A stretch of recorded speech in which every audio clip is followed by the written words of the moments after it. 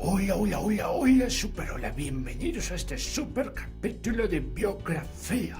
Así es, el día de hoy vamos a hablar de Ludwig van Beethoven. Bien, comencemos.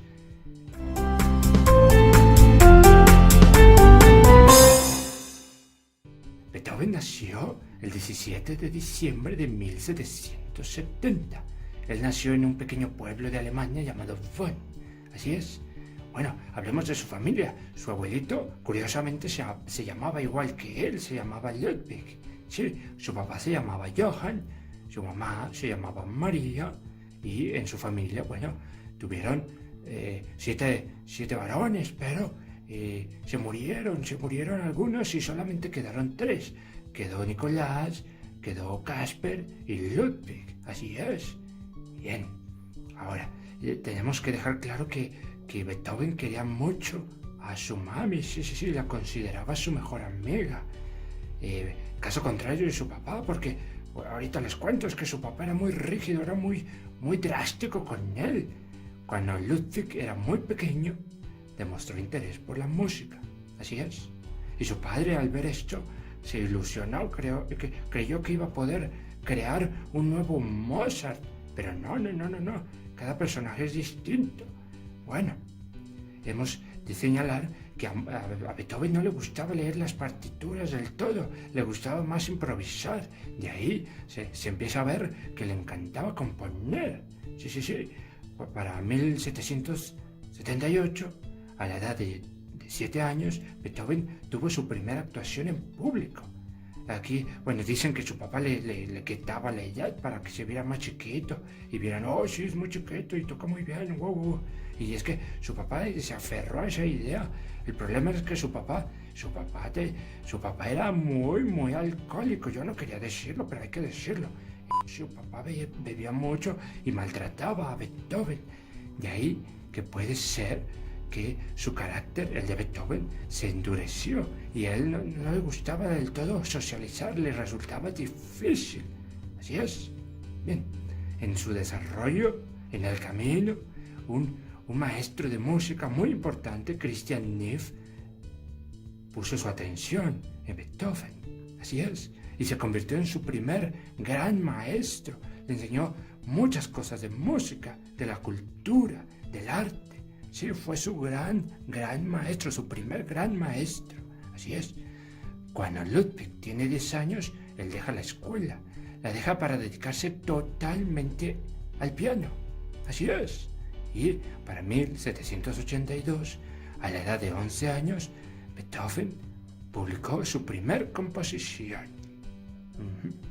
Bien, veamos que para 1784, por recomendación de Christian Neff, Ludwig es contratado como músico de la corte del príncipe Maximilian Franz. Y esto fue una oportunidad para él, para empezar a mezclarse, para encontrarse con los círculos sociales. Así es.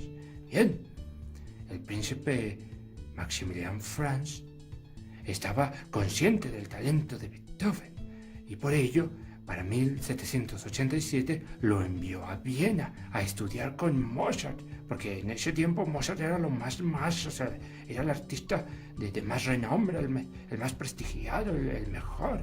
Bien, entonces lo enviaron a Viena para que continuara con su educación. Y bueno, esto sucedió cuando él tenía 16 años, 16 añotes. Bien, sobre el encuentro de Beethoven y Mozart no hay muchos datos, pero se cuenta la leyenda, los rumores dicen que Mozart dijo, recuerden su nombre. Bueno, no lo dijo gritando así, pero lo voy a decir así. Recuerden su nombre, ya que este joven hará hablar al mundo. Pero yo creo que le faltó porque hizo hablar al mundo y lo hizo llorar y lo hizo feliz y lo hizo temblar. Es que la música de Beethoven es maravillosa. Bien, ya después de eso no se volvieron a ver Beethoven y Mozart. No. ¿Por qué? Porque bueno, después del encuentro, la mamá de Beethoven se enfermó y Beethoven tuvo que regresar a Bonn. Así es.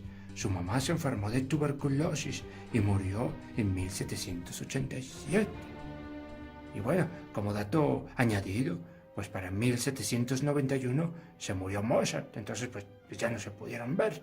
Bien, y la muerte de su mamá fue terrible, muy terrible para todos, sí.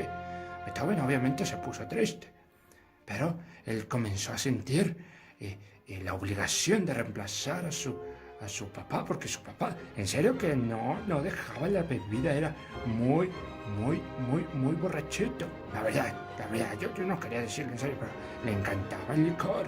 Bien, entonces había debilidad económica en la familia de Ludwig. Bien. Y hablando de Beethoven, después de la muerte de su madre, él sintió la responsabilidad de cuidar de su familia, por lo cual obtuvo un trabajo tocando la viola en la corte de Bonn. Esto fue así durante un gran tiempo, 5 años. 5 años después, en 1792, Beethoven volvió a recibir la oportunidad para regresar a Viena. Hay que aclarar que para 1792 Mozart ya había muerto. Por lo tanto, en Viena lo recibió Haydn y también Salieri, los cuales le enseñaron mucho más de la música. En un par de años, Beethoven se convirtió en un músico de moda en la aristocracia musical de Viena. Así es. Bien, para 1794, Beethoven publica su primer opus. Así es, su opus número 1 con 3 tríos para piano, violín y cello. Eso quiere decir que a partir de ahora, de ese momento, Beethoven comienza a producir mucha música.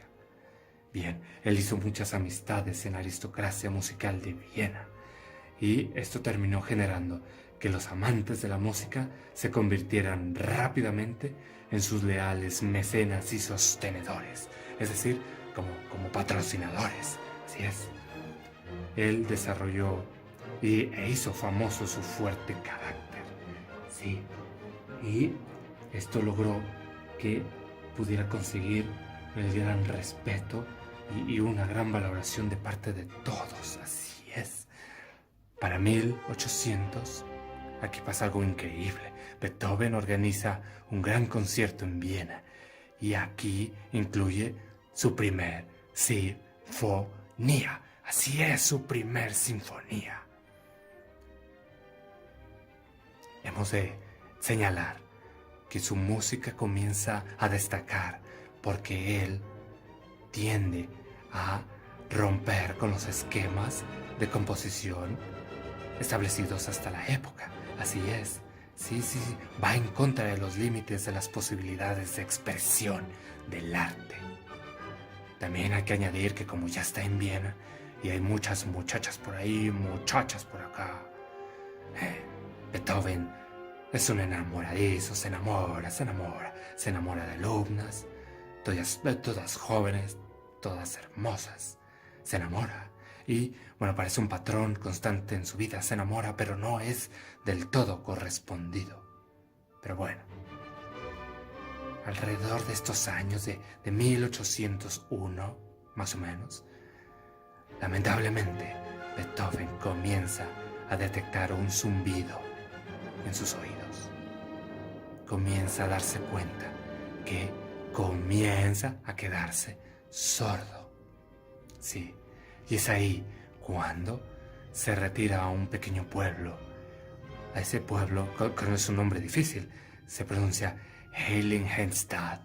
Ahí es donde él escribe un gran testamento, también una carta a su gran amada. Sí, a su amada inmortal. Pero bueno, hablando del testamento, que tiene aires de ser el último escrito de él, pero no lo fue. Él habla de que contempla la posibilidad de suicidarse. Sí, porque para él es devastador comenzar a perder la audición. ¿Cómo es posible que él, siendo tan maravilloso, se va a quedar sin la capacidad de escuchar la música? Es terrible. Sin embargo, algo lo detiene. Un impulso por completar algo, por entregarle a la humanidad más y más música. Y eso lo detiene. Por lo tanto, se zambulle, se llena, se llena de trabajo. Se dedica a componer y componer y componer. Compone sonatas, compone la segunda sinfonía, la tercera sinfonía. Se volca totalmente en la composición. Sabemos que escribió su tercera sinfonía para uno de sus grandes héroes, Napoleón Bonaparte. Él lo veía como un héroe. Sin embargo, cuando Napoleón se declara a sí mismo emperador, Beethoven se enoja, se enfurece tanto que borra de la partitura el nombre de Bonaparte y solamente le deja el nombre Heroica. Sí, esta obra se estrenó en abril de 1805. Que Beethoven que se enoja con Napoleón, pero pues ni modo. Tenía mucha razón para enojarse, pero bueno, seguimos. Para mí, alrededor de 1804, 1808, dicen que se enamoró de la condesa Josephine Brunswick, viuda del conde Daim, pero de esas diferencias sociales y restricciones pues volvieron esta relación un poco imposible. Y bueno, más tristezas para el pobre Beethoven. Bien, durante los siguientes años, Beethoven se puso a componer mucho, pero mucho. Sí. Compuso la Quinta Sinfonía y por estos tiempos es cuando compuso la famosa pieza para Elisa. Seguramente la has escuchado. Bien, para 1809, sí, él ya se encontraba en una situación difícil, financieramente difícil. Y, bueno, consiguió el apoyo del archiduque, ahí está, Rodolfo, y el príncipe Lobkowitz, y también el príncipe Kinsky, los cuales se convirtieron en sus mecenas, en sus sostenedores, ¿sí? Le dieron una pensión anual de 4.000 florines. Imagínate eso. Esto es histórico porque esto convirtió a Beethoven en el primer artista y compositor independiente de la historia. Antes los músicos no tenían esos privilegios, ¿no? Los músicos eran sirvientes de las casas de las casas ricas, de las familias aristocráticas. Pero Beethoven no. Beethoven era libre con sus benefactores. Era absolutamente libre de escribir lo que quería, cuando quería y como quería. Sí. Entonces es histórico, eso es genial para él, porque eso lo impulsó. Para 1812 escribe esa carta, la cual mencioné, la carta a su amada inmortal. Aquí hay que aclarar algo. Sí. Ese documento se encontró junto con el testamento de Heiligenstadt en el mismo mueble. Los tenía ahí ocultos en el mismo mueblecito, pero los escribió en fechas distintas. Bien, y bueno, en esta carta pues él declara su gran amor a una amada inmortal. Pero los historiadores no pueden deducir, no han encontrado a quién se la escribió. Es un misterio y seguirá siendo un misterio por el momento. Bien, que Beethoven con sus misterios, con sus secretos. Bien, entonces, bueno, pasan cosas tristes nuevamente. Sus benefactores, esos patrocinadores, el príncipe Lobkowitz, se va como a la bancarrota, sí, le va mal, la verdad le va mal. Después el príncipe Kinsky pues se muere, se cae del caballo bayo y se muere. Y los herederos de Kinsky pues no quieren pagar el pacto que tenía con Beethoven. Entonces otra vez comienza la situación económica tambaleante para Beethoven. Sí, pero aquí pasa algo interesante por estas fechas. Beethoven conoce a Johann Nepomuk Maisel. ¿Sabes quién es? Es el inventor del metrónomo. Esto es genial porque eso impacta a Beethoven, ya que ahora puede escribir en sus partituras la indicación de la velocidad de pulso a la cual se deben interpretar sus obras. El metrónomo, qué maravilla. Bueno, se sabe que el señor Johann Nepomuk también hizo algunos inventos para intentar ayudar a Beethoven a escuchar más pequeños instrumentos de metal, pero no tuvo éxito. Bien. Para 1814 derrotan a Napoleón y esto se convierte en el año del Congreso de Viena. Es maravilloso, todo Viena está en celebración y se realizaron numerosos conciertos con la música de Beethoven como parte de la gran fiesta. Sí. Para el 15 de noviembre de 1815 muere el hermano de Ludwig van Beethoven. Su hermano Caspar muere. Y aquí comienza una etapa triste, porque su hermano había dicho que quería que la tutoría de su hijo, Karl, fuera ejercida por Beethoven y por su mujer. Y aquí entra un gran conflicto Beethoven por la tutoría del pequeño Karl. Eso lo lleva a juicios y lo lleva a momentos difíciles. La reputación de Beethoven incluso se ve mermada por todo este proceso de juicios. Finalmente, gana la tutoría del pequeño Karl, pero ¿qué va a hacer Beethoven con ese muchacho? Él casi no puede escuchar y está muy ocupado y no se lleva nada bien. Es una etapa muy, muy desesperante y triste para Beethoven. La novena sinfonía, para 1823, está casi totalmente terminada. En ese mismo año, él ya tiene terminada la Misa Solemnis y el pequeño Franz Liszt, que en ese entonces tiene 11 años, tiene la oportunidad de conocer a Beethoven. Así es. Tiempo después, Liszt sería aquel que transcribiría las sinfonías de Beethoven para piano y, bueno, sería un gran intérprete de la música de Beethoven. El 7 de mayo de 1824 fue la fecha del gran estreno de la novena sinfonía. La novena sinfonía es especial. ¿Sabes por qué? Porque es la primera sinfonía de la historia que contiene un coro. Es maravillosa. De ahí que conocemos eso que llamamos el himno a la alegría. Así es. Bueno, no voy a cantar, pero ya la conoces. La has escuchado. Es una pieza maravillosa, la verdad. Lamentablemente, el éxito de la novena sinfonía no arregla los problemas financieros del compositor.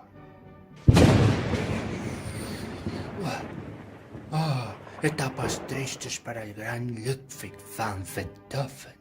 Exacto, son momentos tristes, porque se la lleva mal con el ahijado, bueno, no es ahijado, pero con el pequeño Karl. Se la lleva mal. De hecho, hay un punto en el que el pequeño Karl pues intenta suicidarse, entonces Beethoven todavía la pasa mal. Karl lo intenta, pero no lo logra, no se muere. Pero la pasa mal. Y imagínense, el pobre Beethoven ya casi no escucha.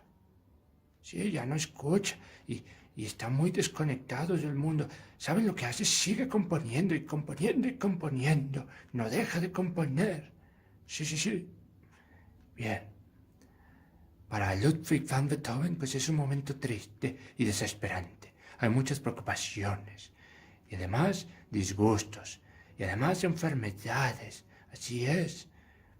Bien. En estas últimas etapas de Beethoven, él compone los últimos cuartetos. Sí. A finales de 1800. Si no vivió mucho. No. 1826. Beethoven se resfría. Le da un griponón, de esos griponones horribles. Se enferma muy feo y la pasa mal y empieza a decaer. Finalmente, después de una enfermedad dolorosa de 3 meses, Beethoven muere. Muere rodeado de sus amigos el 26 de marzo de 1827. Ay, me pongo triste. Bueno, se estima que asistió alrededor de 20.000 personas a su funeral. Así es. Y se cuenta que Franz Schubert fue uno de sus admiradores y también fue uno de los que cargaron el ataúd. El año siguiente, Schubert murió y él pidió que fuera enterrado junto a Beethoven. ¡Qué maravilla! Como un homenaje al gran compositor. Bien, hasta aquí la biografía de Beethoven.